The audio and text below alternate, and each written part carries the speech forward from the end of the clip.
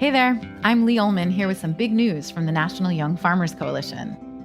We're partnering with Heritage Radio Network on a special season of The Farm Report.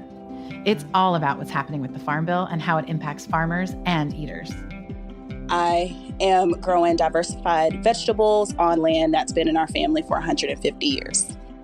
And so with the pandemic, gentrification, property values going up, we had to sell the land and we lost it. Join us as we uncover the untold stories behind this massive piece of legislation that shapes how we grow our food, what we eat, and so much more. The problems we have had, those are things that come from earlier Farm Bill and USDA policy, right? Like Earl Butts, get big or get out. You know, it's my responsibility to know not only what I'm eating, but then like how that all came to be. And realize like, wow, like this piece of legislation, all this money, like it's technically something that I support as a taxpayer. While Congress debates the next Farm Bill, this is not just an invitation to listen. It's a call to action. Be part of the conversation. Subscribe to the Farm Report on Heritage Radio Network, wherever you listen to podcasts. I do my show on the Heritage Radio Network because I think it's important to talk about the impact of technology on our lives. I do my show to reach home cooks and help them do better. I love getting together with people in the industry. I like hosting my show because, to me, it's the stories about people and their relationship to food that help make the food more interesting and more delicious. Our hosts do their shows as a labor of love, but we still need your financial support in order to keep the lights on and keep the tape rolling. Please become a member today at heritageradionetwork.org. Today's program was brought to you by Union Beer. For more information, visit greatbrewers.com. I'm Damon Bolte, host of The Speakeasy. You're listening to Heritage Radio Network, broadcasting live from Bushwick, Brooklyn. If you like this program, visit heritageradionetwork.org for thousands more.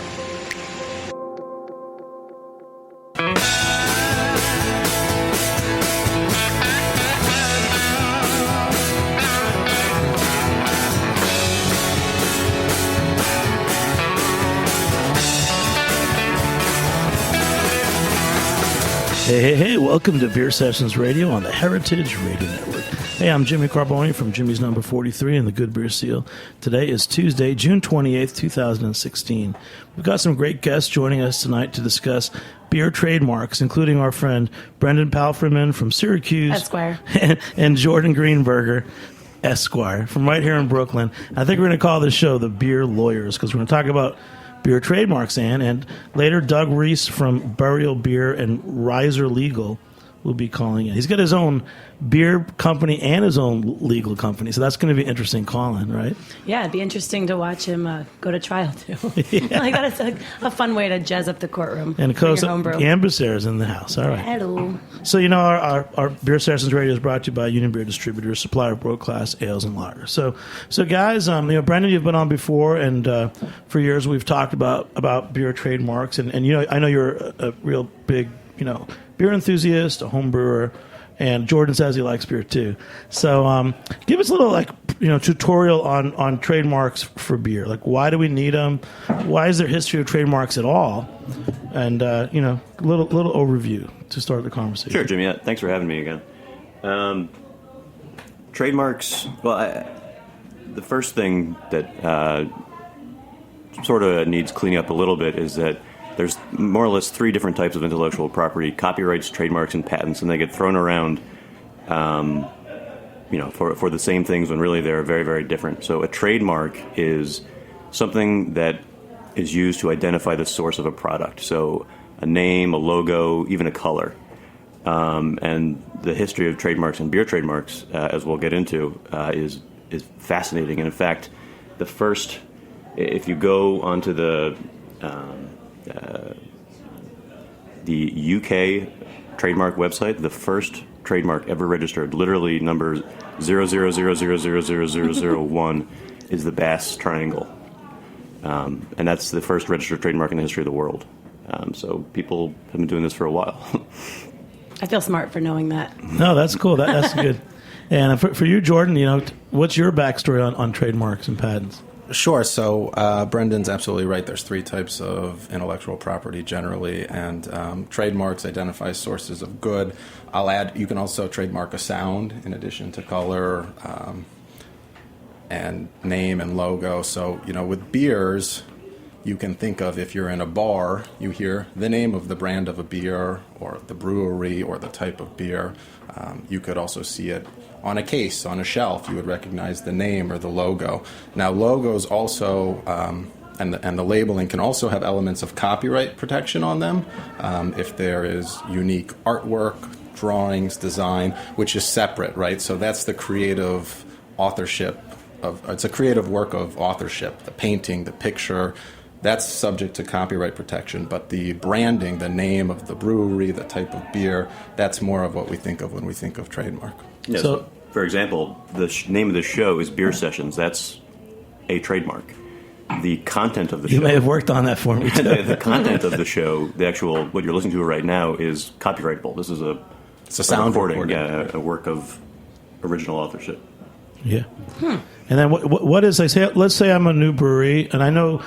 are you at liberty to say any breweries that you've worked with? Yeah. I'm not sure what can a lawyer say and not say. I don't know. I guess just ask until he says no. Why not? Yeah, I work with around 40, 45 breweries, primarily in New York, but also in the Northeast. I do work for Empire, Ithaca, do some work for them. Bunch of breweries in Rochester and Buffalo, Albany. I do work for Rare Forum up in Troy, which is a great little brewery. Can I ask you, at what point do they contact you? I mean, is it every stage from we're going to name our brewery, we're getting our logo set, or is it just like we have a new beer, we want to get a label on? Like, at what point is it all or nothing? Are you someone that you hire for every little thing, or can you just go, I have one new beer, I need a lawyer for it? Can you look it over? It's best for people to get their trademark attorneys involved as soon as possible, and really to have multiple names in mind, because people fall in love with one name, and then a 5-second search on the government website breaks a lot of hearts. Yeah, or they don't do it at all, and they take it to the next level without having done that. But yeah, typically what happens is someone will call me up and say, I have oftentimes they've either just received a cease and desist letter, or they thought of a cool new name and they want to protect it. At which point, typically a trademark search will be run to see if it's feasible to get that name, and you'll think about whether the name itself is trademarkable, because, as Jimmy knows, certain things can't be trademarked. Can I just interject for a second on the trademark search, too? Anne was saying you can Google it. You can go on the trademark office's website.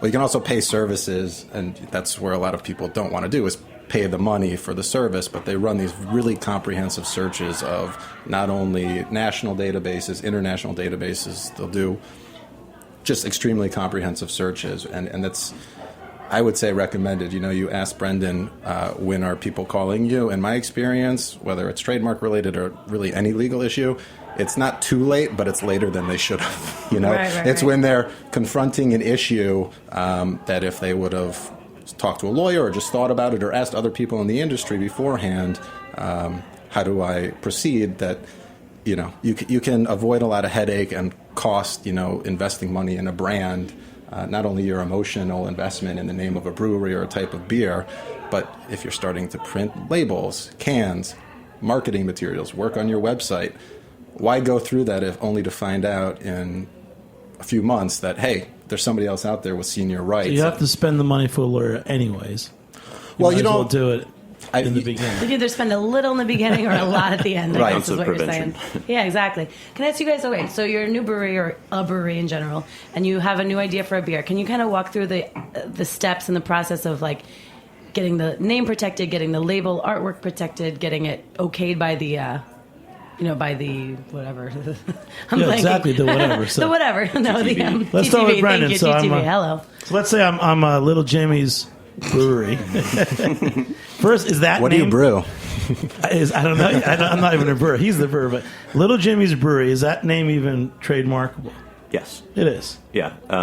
Whereas if you tried to trademark Carboni Brewery, you probably couldn't do that, at least not for a certain amount of time, because you can't get a federal trademark with exceptions, obviously, but on things that are geographically descriptive, so like New York City Brewing Company, things that are primarily merely a surname, so Carboni Brewing Company, and things that are just descriptive, so cold beer or hoppy beer or... What about, like, so Anne has kind of a nickname, Anne Likes Beer.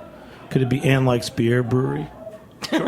It's a great no. Well, it's interesting because there's all these exceptions, and I don't know. Well, you could also, I mean, if there's a Little Johnny's brewery out there, they might oppose any effort for you to go forward with Little Jimmy's, right? So in theory, yes, Little Jimmy's is trademark. You could have rights in that, but if there's somebody else in the marketplace, really trademark, especially when it comes to litigation or cease and desist letters, the question is there a likelihood of consumer confusion?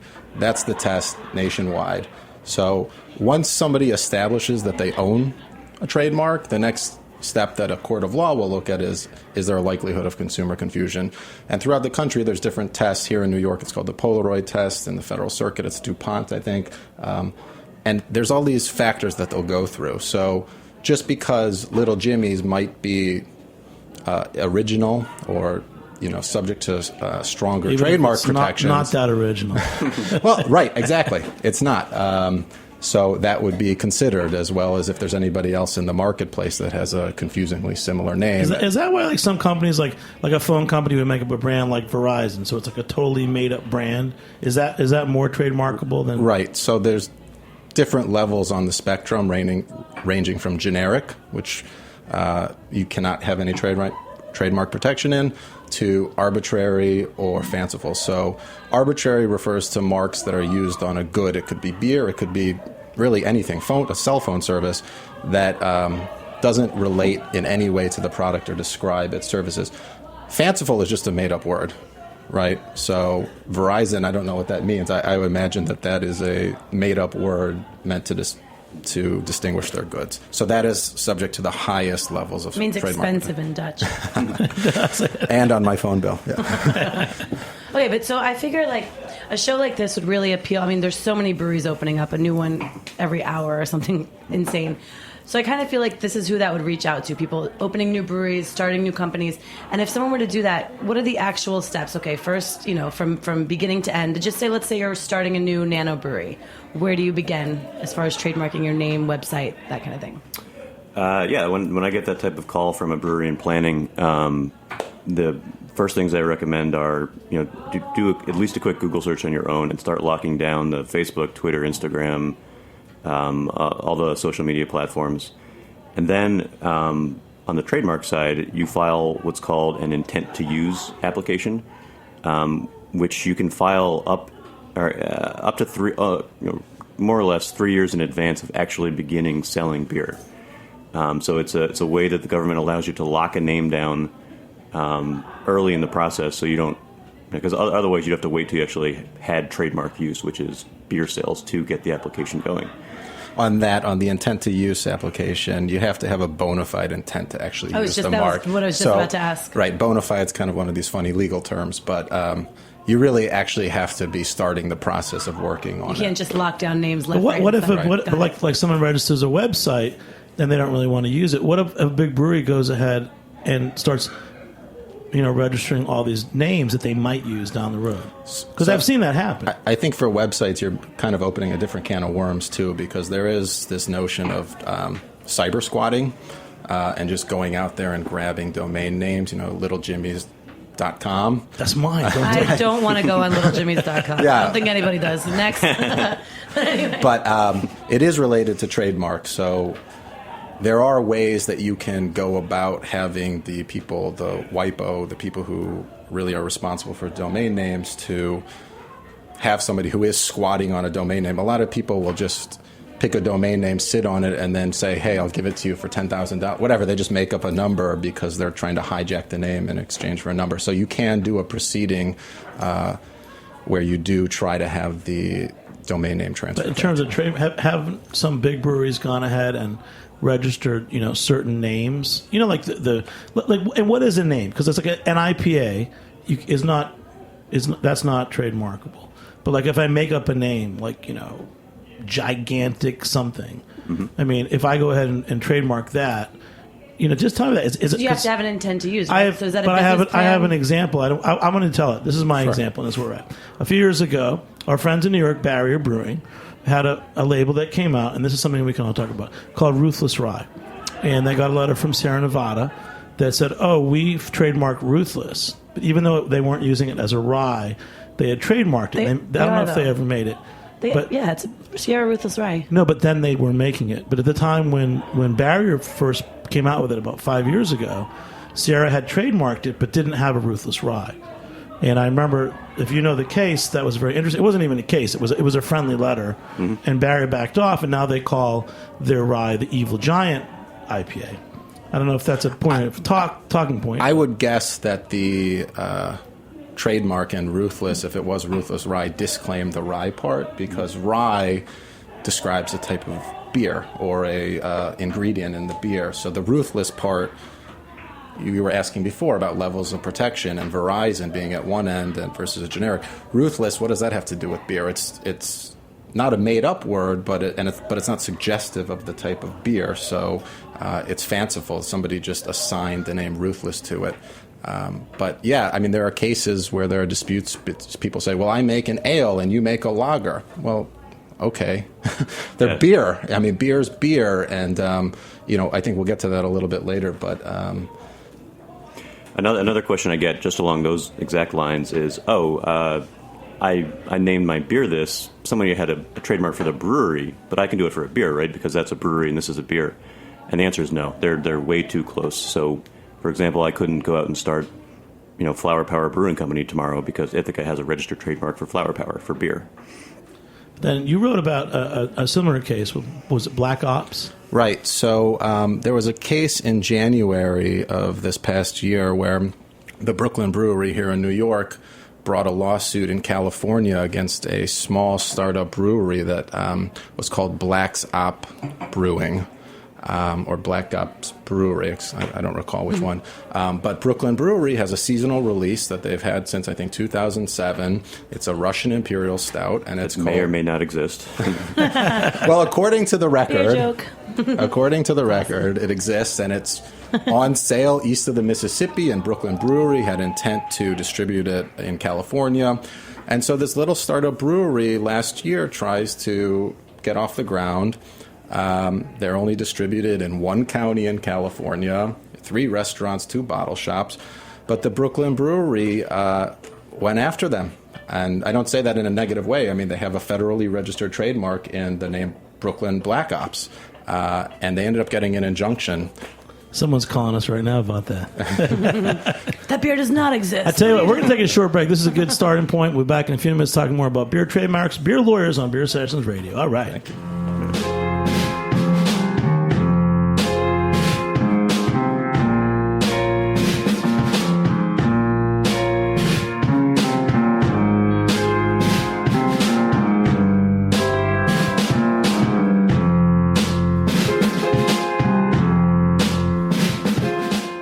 In 1996, El Knife & Son acquired Union Beer Distributors, which was originally located on Union Avenue in Brooklyn, but has since expanded to its present location alongside the English Kills Canal in Williamsburg, Brooklyn.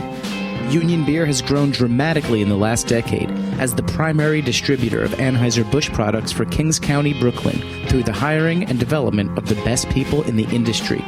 In 2003, Union Beer acquired a powerful catalog of specialty brands, which immediately positioned them as the craft beer supplier to accounts in Manhattan, Brooklyn, Queens, and Staten Island. Union perpetually tweaks their portfolio to maintain the highest level of stylistic breadth with the most coveted brands available. Through the highest possible level of service, outstanding salesmanship of the ultimate lineup of brands, and a paramount focus on education on all levels, Union Beer has solidified its position as the only source for the best selection of beers in the 14 counties of southeastern New York. For more information, visit greatbrewers.com. Hey, welcome back to Beer Sessions Radio on the Heritage Radio Network. Hey, it's beer lawyers, beer trademarks, and we're getting crazy here. We're talking about Black Ops, the beer, versus Black Ops, the brewery. Wow, man. That's crazy, Jordan. Just settle down, everybody. Yeah. Crazy, guys, crazy. So, yeah, thanks.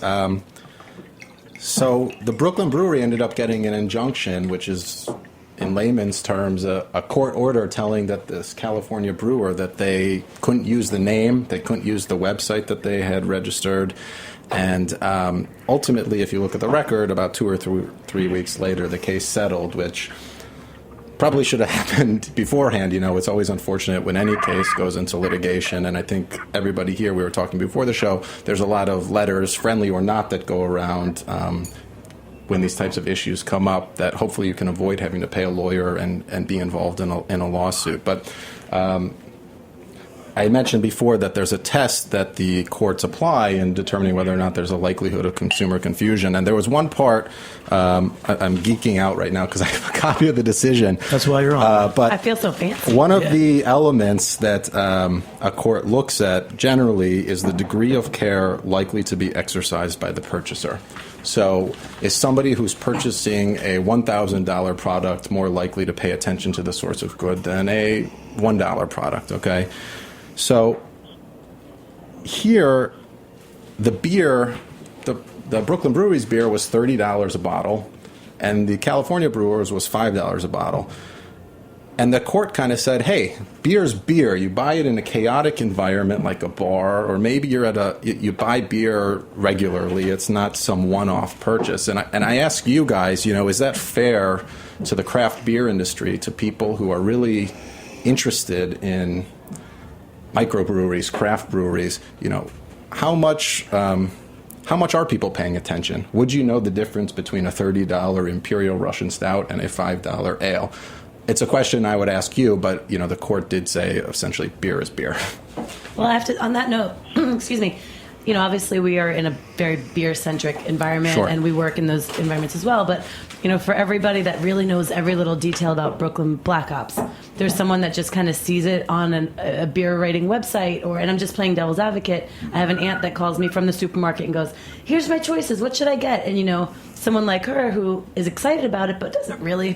She grabs it for fun. I can completely understand how that would make a difference. I don't think you're necessarily playing the devil's advocate, because it's the reasonable purchaser and who's purchasing as a beer geek. right. But yeah. Is it from the standard of a beer geek, or is it from the standard of your aunt in a supermarket? Right, and the mass, the majority of people who are actually buying these beers, I think. And what about for you, Brendan?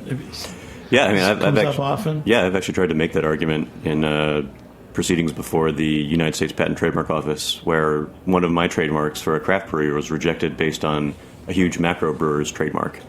And I said, I don't know if the argument was, if it carried any weight at the USPTO or not, the trademark office, but I said, the craft beer consumer, the consumer of this microbrewery's product, is very in tune to what they're purchasing and knows that it's not a macro lager. Hold on 1 second. So I had a Hill Farmstead Edward Pale Ale to start my night. It's something that's always on tap here at Roberta's in Bushwick.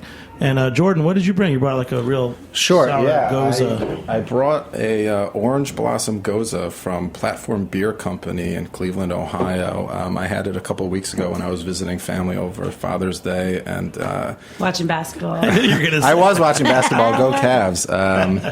So the label says tart, salty, and aromatic, and I agree. I think it's a great summer session ale. It's about 4% ABV, and it's delicious. So if you're in Cleveland, check one out. Can I ask you a trademark question about this beer? Because it's actually something I noticed right away. I've never heard of this brewery. And I looked it up, and on the side, it says brewed and packaged by the Gypsy Brewery, Cleveland, Ohio. Okay, so it's Platform Beer Company, brewed and packaged by the Gypsy Brewery. That's a term we see all the time, and it's sort of a romanticized way of kind of, talking about contract brewing or however you want to put it.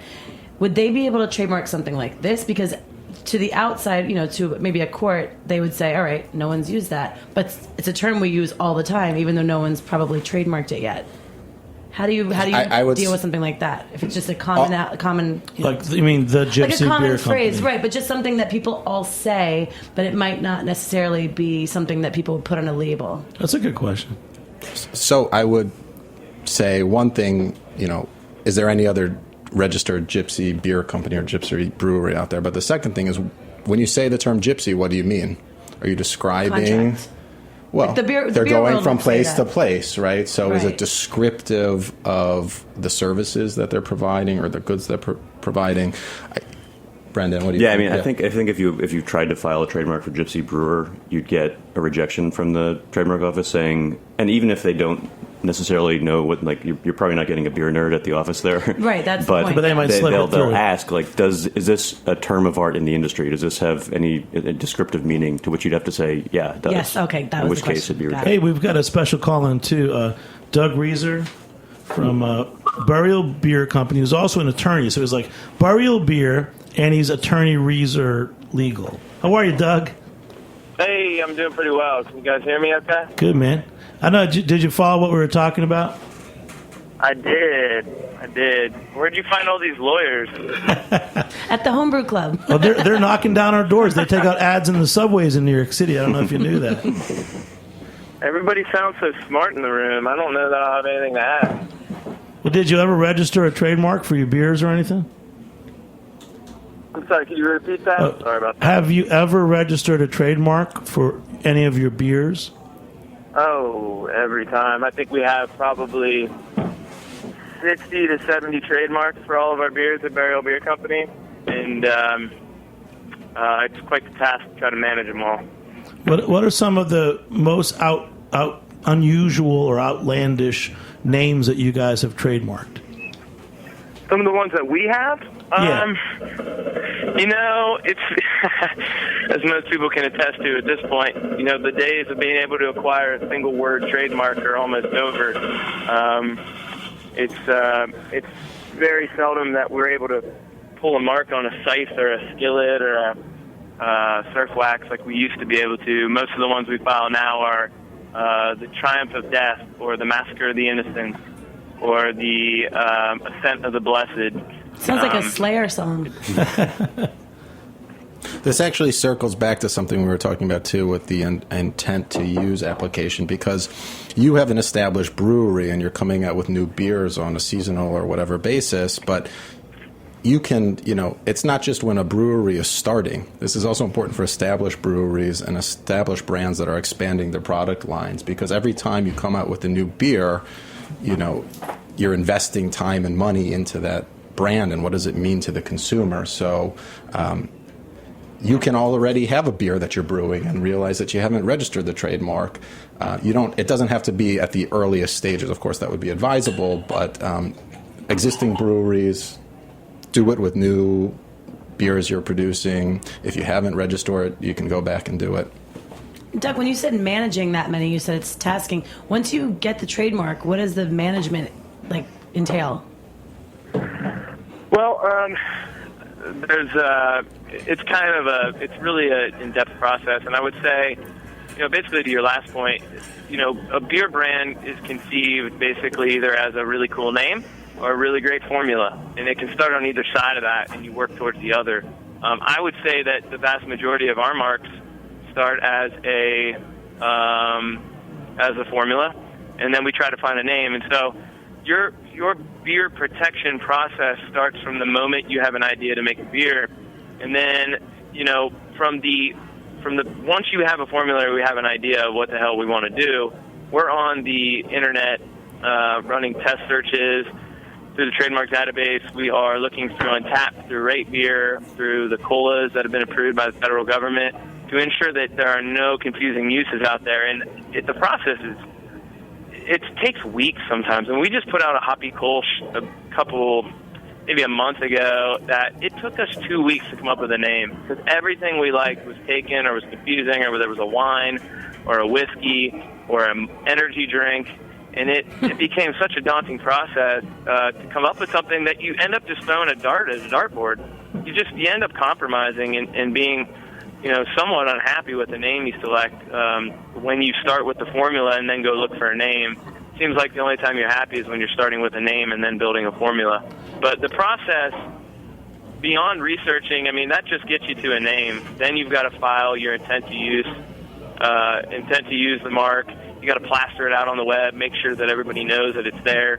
We're filing for colas with the federal government, with the state of North Carolina, and any other states we distribute in. As soon as we have a label, or as soon as we have a keg collar for the beer, and then we got to go through the USPTO process, which, it's a lengthy one. You're trying to track your marks. You're making sure they've been published. You're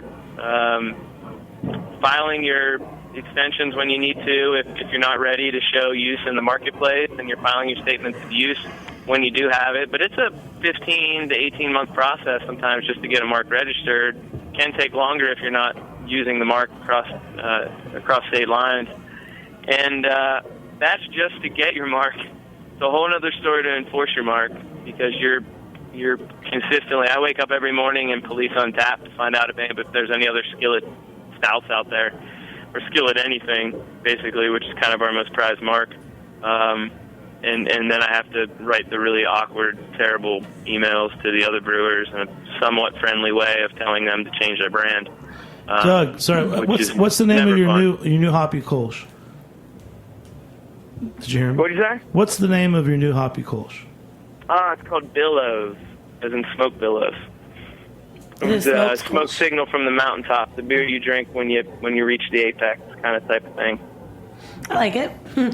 Let's ask everybody in the room, because we have a couple lawyers. So you guys, at some point, do you think that we should just stop naming our beers and just call them, like regular brewery IPA? I mean, or is it making more work for you guys? You got to do your homework. You got to take the time. It's frustrating. I think that the beer names tell a story. Our beer names are very in depth. Almost always, they tell a story of either of something from our own personal lives, from the story of burial, from the something that's inspiring or a muse to us, or the beer itself in the process of making it. I think beer names are incredibly valuable. There are reasons you can sell a beer beyond how good it tastes in the package. A lot of people sell beer based upon names alone, or packaging alone, or the uniqueness of the ingredients that are stated on the label. So I think that they're there to stay, and it's really up to us as in the legal community, I think, to try to carve out some more narrow distinctions of what are per se confusing marks, because the bucket is filled with wine and liquor and spirits and beer and energy drinks and soft drinks now, and sometimes bar services, and it's too much. And I think that it's going to be up to some really, really great lawyer somewhere to prove to the USPTO that wine and beer can be considered different products, or spirits and beer can be considered different products, and give us the ability to acquire so many more names that are taken by all those types of labels. Yeah, I totally agree. That I have that fight with the USPTO not every day, but at least once a week, where a trademark for beer gets rejected based on a trademark for wine. So that's another thing that brewers have to keep in mind when they're clearing these names, is that if someone has a trademark for another alcoholic beverage, or in some cases even restaurant or bar services, that can block your trademark for beer. I just want to go back to Jimmy's question that he asked about should we even be having trademarks for things. So, what Doug's talking about is how important it is for the brewery itself, for the brand. But the flip side is trademark actually protects the public, right? There's a huge public interest in enforceable trademarks, because consumers, whether it's beer, whether it's medicine, whether it's food, whatever, they want to know where their stuff's coming from and know that it's consistent. If you think about McDonald's, every time you go to McDonald's, you know what that cheeseburger is going to taste like. And so there is this public interest. It's not just the brewery's perspective on why trademark's important in growing the brand and the goodwill, but the consuming public has a big interest in knowing the source of goods. That's great, man. Great summing up. Doug, stay on the line with us. We'll be back in a few minutes on Beer Sessions Radio. All right.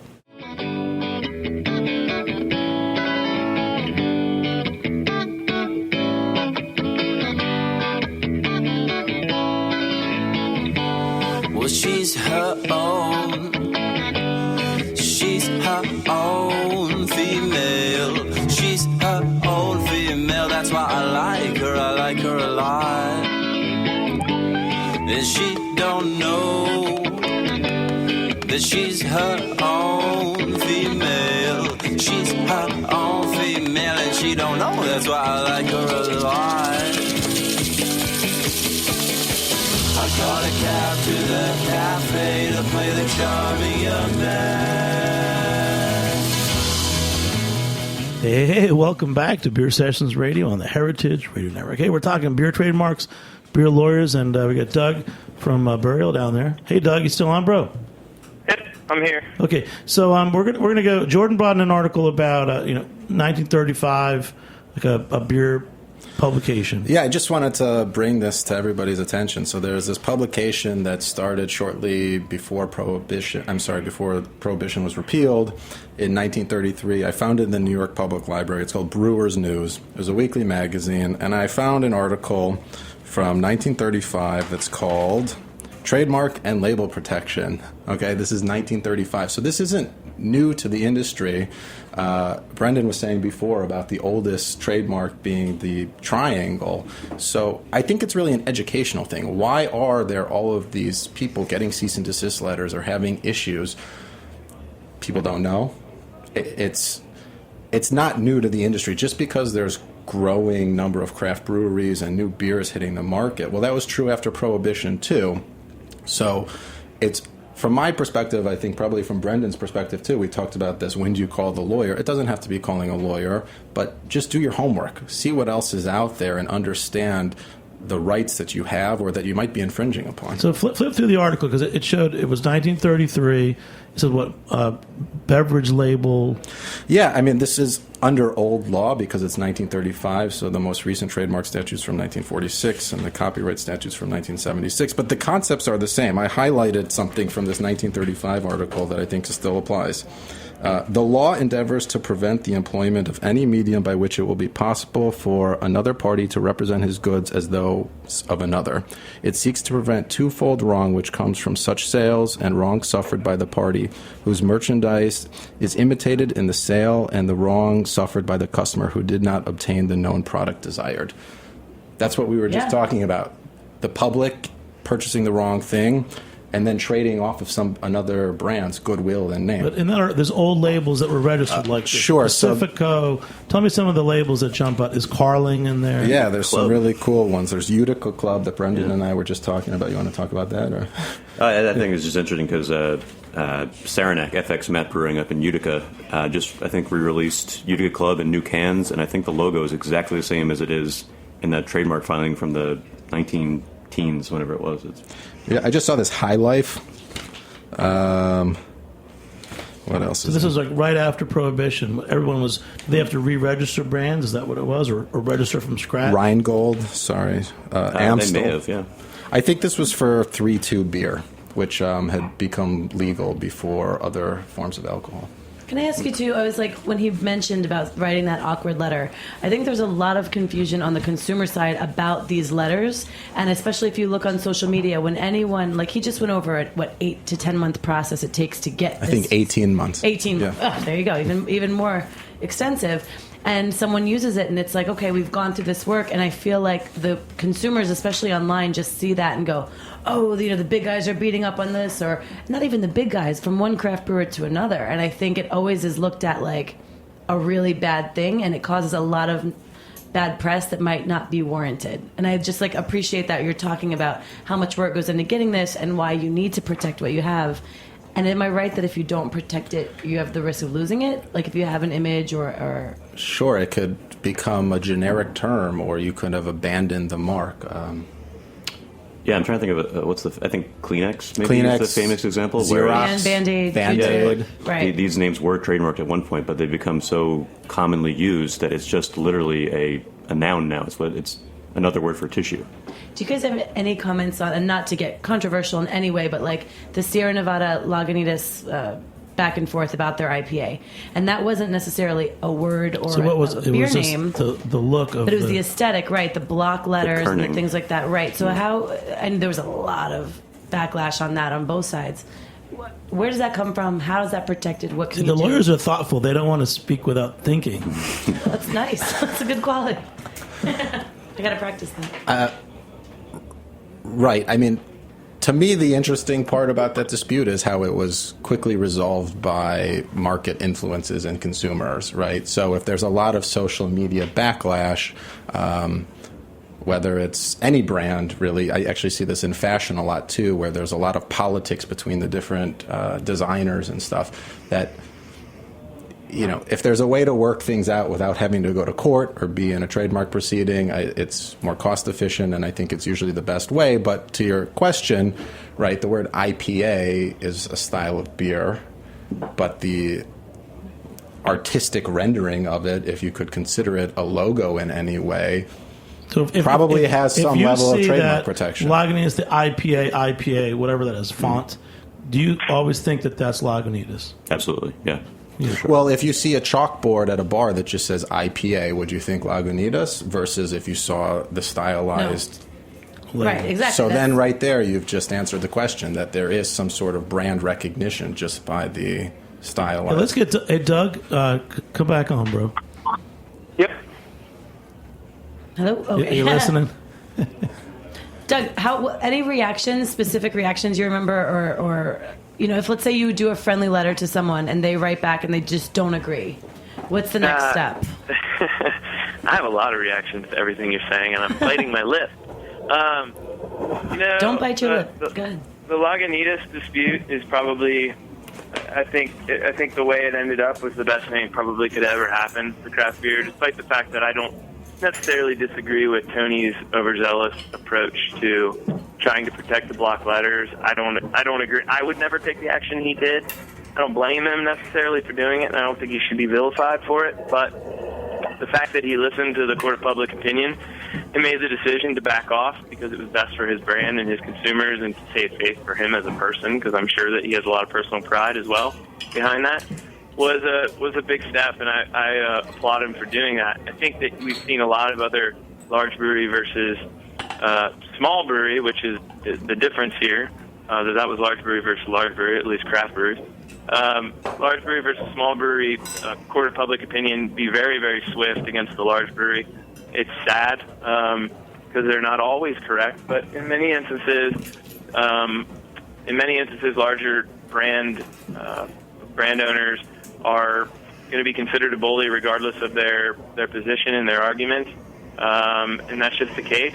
Obviously, because the smaller brewers are willing to be more open with it on social media and publicizing it, the larger breweries have PR personnel and public relations marketing teams that are out of house that control the flow of information, and a lot of that stuff keeps private. But these cease and desist letters, the one thing I tell almost every one of my clients is, you don't want me to send a C&D letter. You don't, because it'll probably end up on Beer Pulse. Right. Because it always does. And then you'll have tens of thousands of consumers that know about your brand for all the wrong reasons. So we try to be really casual about it. And I say that to everybody, both clients of mine and friends of mine in the industry. Be casual, reach out to the brewers first, talk about it. So many of these can be resolved in a day or less by just having a real business conversation between the business leaders. Most business leaders in the space nowadays are educated enough to understand their rights and their posture, and they are I think in the best place to make the decision of what's best for their business. Obviously everybody needs to probably consult their legal team and figure out how much they can push, but I would say 90% of the disputes between my clients or my colleagues and other parties are resolved by the internal management team over a casual conversation. And that's, I think, where it needs to start before the C&D letters. Too many larger brewers use larger firms that just kind of punch right with the C&D letter, and it ends up becoming a PR nightmare for them. And I would just recommend they kind of draw that back a little bit and have a precursor to that level of effort. Do you think there's a risk of it becoming someone taking advantage, saying, we know you don't want this cease and desist letter out, so too bad? I'm going to put this out anyway? I think, even if it's 24 hours. How long is a wait to take to kind of take the time to do that?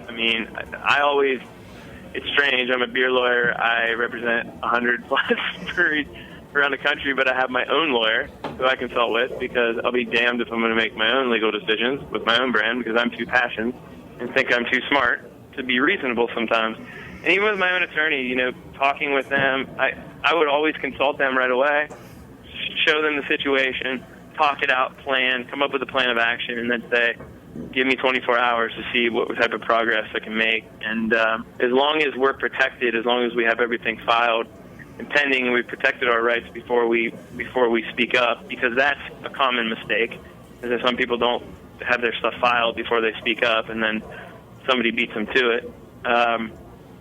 as long as I have, then I think it's the right step. And like I said, 90% of the time, it's going to get it resolved.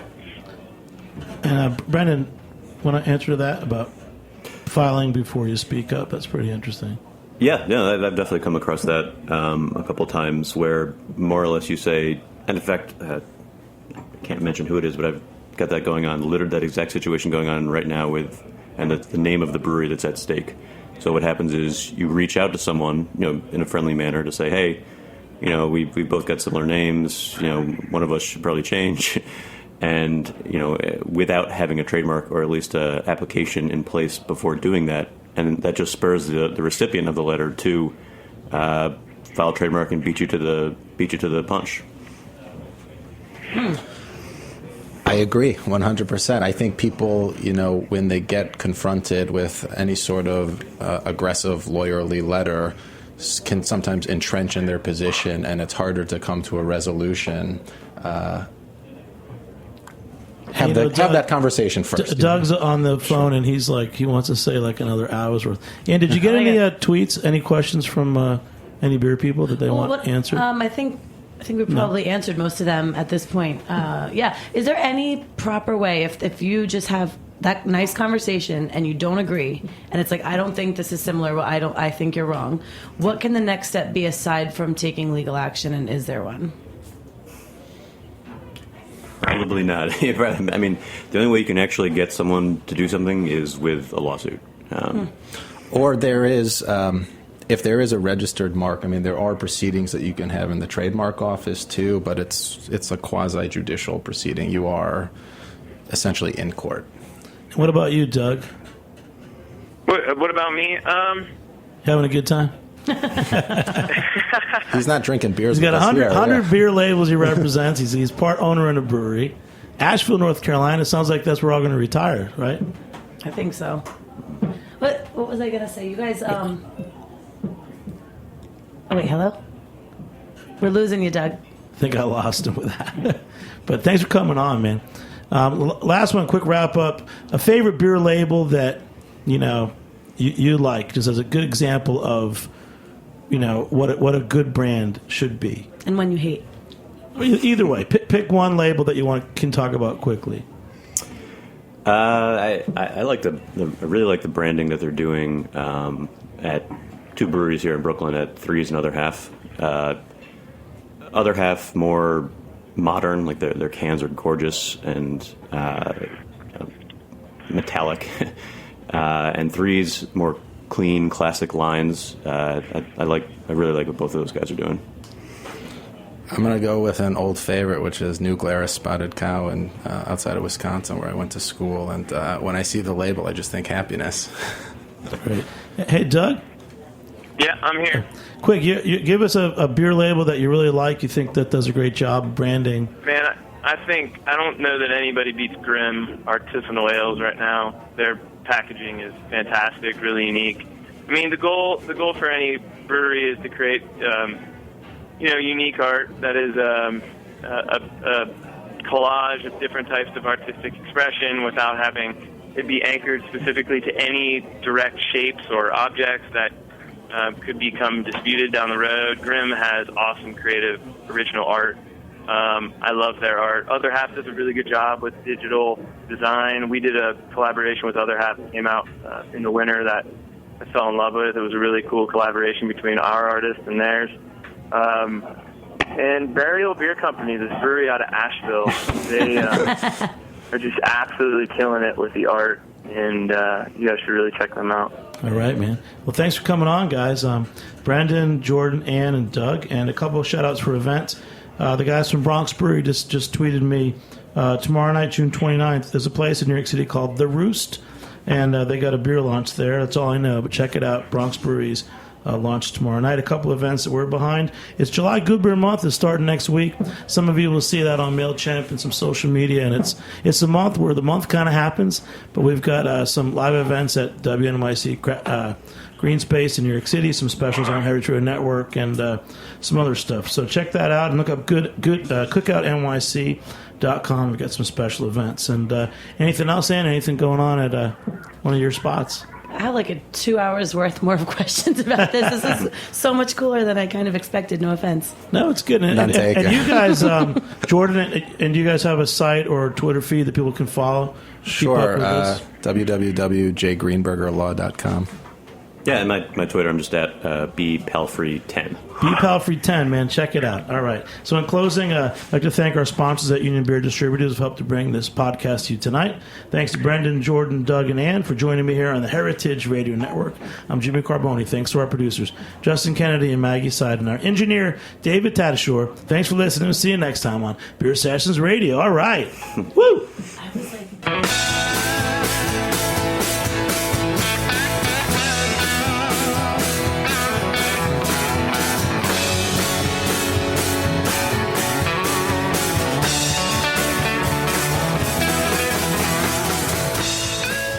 Thanks for listening to this program on heritageradionetwork.org. You can find all of our archived programs on our website or as podcasts in the iTunes Store by searching Heritage Radio Network. You can like us on Facebook and follow us on Twitter at @heritage_radio. You can email us questions at any time at info@heritageradionetwork.org. Heritage Radio Network is a nonprofit organization. To donate and become a member, visit our website today. Thanks for listening.